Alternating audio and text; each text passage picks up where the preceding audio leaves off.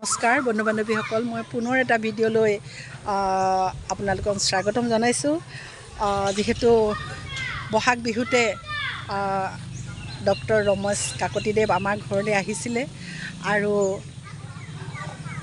বিহুৰ শুভেচ্ছা জনাবলৈ, আৰু সেই মুহূৰ্ততে মই আগতে আপোনালোকক দুটা ভিডিঅ' আচলতে প্ৰকাশ কৰিছিলোঁ। গীতাঞ্জলি ভূঞাৰ যি দুৰ্ঘটনা হৈ গ'ল, সেইখিনি মই প্ৰকাশ কৰিছিলোঁ। সেইখিনিতে তেখেতে আচলতে অলপ বুজনি দিছিল, আৰু তেখেত এজন ইমান ব্যক্তিত্ব সম্পন্ন লোক, আৰু কবি, গল্পকাৰ আৰু শিক্ষাবিদ। যিহেতু তেখেতৰ গুণ আচলতে কৈ শেষ কৰিব নোৱাৰোঁ। গতিকে আমি ত্ৰয়োদশ কেন্দ্ৰীয় ৰঙালী বিহুৰ কমিটিৰ হৈ আমি সাহিত্যৰ শাখাৰ যি আমি দায়িত্ব লৈ পেলাই তেখেতক আচলতে সাহিত্য শাখা ভাগ উদ্বোধনৰ কাৰণে আমি তেখেতক নিমন্ত্ৰণ জনাবলৈ গৈছিলোঁ। আমি প্ৰায় 9-10 গৰাকী। গতিকে আমি তাত গৈনো কি পালোঁ, কি খালোঁ, সেইখিনি আচলতে দেখুৱাম, আৰু ভণ্টিক কি বুজনি দিছিল সেইখিনিও আপোনালোকে আচলতে চাব। আৰু যদি ভিডিঅ' ভাগ ভাল পায়, লাইক, শ্বেয়াৰ, কমেণ্ট কৰিব, ছাবস্ক্ৰাইব কৰিবলৈ নাপাহৰিব।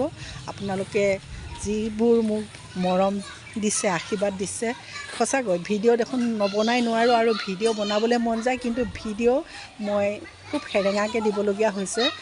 গতিকে আপোনালোকে ভিডিঅ' ভাগ শেষলৈকে চাব, কমেণ্ট কৰিব। ভিডিঅ'টো ভাগ মাজলৈ আহি আছোঁ, চাই যাওক। জীৱনটো আচলতে উপভোগ কৰিব নোৱাৰি, অনুভৱেই কৰিব মানে যেতিয়া সমন্বয় ঘটে তেতিয়াহে জীৱনটো উপভোগ কৰা হয়, প্ৰকৃত জীৱনটো। সদায় মাছ খোৱা মানুহ এটাই খাদ্যৰ টেষ্টটো নাপায়, অকল মাংস খোৱাটো টেষ্ট নাপায়, অকল নিৰামিষ খোৱাটো টেষ্ট নাপায়, চব খোৱাবোৰে বিধে বিধে খাই পালে টেষ্ট পায়। হাঁহি খোৱা মুখখন দেখিলে তুমি হাঁহি পেলাই হহাবলৈ যত্ন কৰিবা, ঠিক আছে, সেইটো কিন্তু বেয়া কথা। মানে মইতো এওঁ সদায় কওঁ, তুমি নিজেই বুজিব দুটা তোমাতকৈ মই বেছি দুখ কৰি থাকোঁ, কিন্তু মই হাঁহি থাকোঁ। মই যেতিয়া খুব দুখ লাগে ন, তেতিয়া কি কৰোঁ জানো, এটা কবিতা লিখি হয়। মই এমাহ 21 দিন আছোঁ নহয়, এমাহ 21 দিনত দুখন উপন্যাস শেষ কৰি দিছিলোঁ।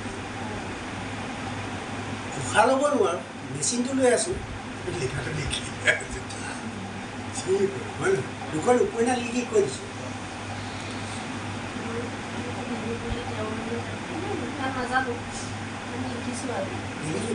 তেওঁক লৈ লিখাৰ কোনো প্ৰয়োজন নাই। চোৱা, তেওঁক লৈ তুমি যিখিনি কোৱা সেইখিনি অন্তৰত থকা। মন্দিৰ চাবলৈ যোৱাটো নিষিদ্ধ। তুমি যিমান মন্দিৰ চাবলৈ গৈছা, সিমান মন্দিৰৰ প্ৰতি বেয়া ভাৱ লৈ আহিছা। যিটো মন্দিৰ আজিও চোৱা নাই, সেই মন্দিৰটোৰ প্ৰতি তোমাৰ কিন্তু পবিত্ৰ ভাৱ এটা আছে, হয় নহয়? ধৰি লোৱা তুমি হেৰিলৈ যোৱা নাই, এইটো কি বুলি কয়, ঢেকীয়াখোৱা নামঘৰলৈ যোৱা নাই। এতিয়া কিন্তু ঢেকীয়াখোৱা নামঘৰটোৰ প্ৰতি তোমাৰ যিটো ভক্তি ভাৱ, সেই ভক্তি কিন্তু অন্য কোনো নামঘৰে নহয়। মই বাসুদেৱ সত্ৰলৈ আগতে যোৱা নাই, ইমান ভক্তি ভাৱ, ইমান ভক্তি ভাৱ, গৈ পেলাই মোৰ ভক্তিটো কমি গ'ল। কামাখ্যাৰ প্ৰতি মোৰ যিটো ধাৰণা, এতিয়া মানুহ আহিলে ভাবোঁ যে ভগৱান খাবলৈ কেলৈ আহিছে। কামাখ্যা প্ৰতি এটা বেলেগ ভাৱ আছে, আৰু সেই ধাৰণাটো পৰাই মই কৈছোঁ, তুমি চিন্তা নকৰিবা, সেইটো মন্দিৰ তাক পৃথকাই থোৱা। দেখিবা সেই মন্দিৰ সদায় তোমাৰ চকুৰ আগত পবিত্ৰ হৈ থাকে, সেই পবিত্ৰতা নাইকিয়া হৈ যায়। আৰু এতিয়া তেওঁ যিখিনি কৰি থৈ নগ'লে, সেইখিনিলৈ কৰিবলৈ সাহস নিজে গোটা সেইটোৱে, দুজন গোট খাই আমি কৰ্ম কৰিবলৈ আগবাঢ়িছিলোঁ, হয় নহয়? তাৰে যিখিনি কৰ্ম ইতিমধ্যে দুজন গোট খাই কৰিলোঁ, আৰু যিখিনি কৰ্ম আধাৰুৱা হৈ আছে সেইখিনি মই অকলে কৰিম। মোমাইকো কাটিলে জানো লাচিতে অকলে কামখিনি কৰা নাছিলে, কৰিছিলেতো।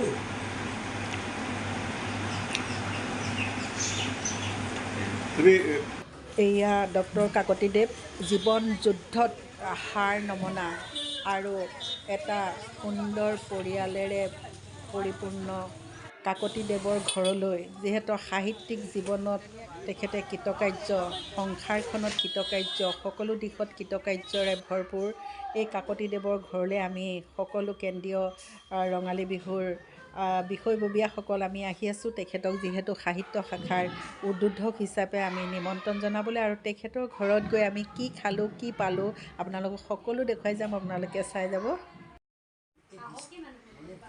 এইয়া চাওক আপুৰুগীয়া যিহেতু বিহুৰ উদ্দেশ্যে আহিছোঁ যিহেতু আজি চাওক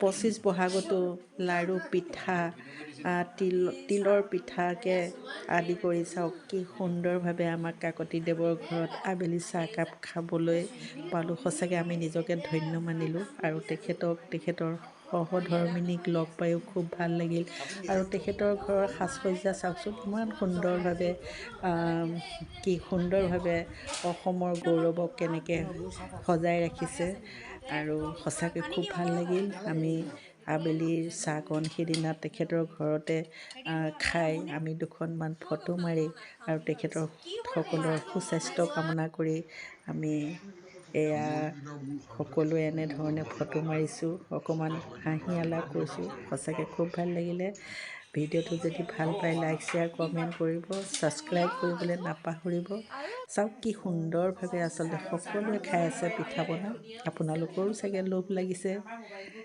নিশ্চয় খাবলৈ পাব কেন্দ্ৰীয় ৰঙালী বিহু পিঠা পনা প্ৰতিযোগিতা নিশ্চয় পাব আপোনালোকে আহিব সকলো এয়া চাওক সকলোৱে খুব এটা অন্তৰংগ আলাপ কৰি আছে গতিকে অকণমান এয়া চাওক কি সুন্দৰভাৱে সকলোৱে ল'লোঁ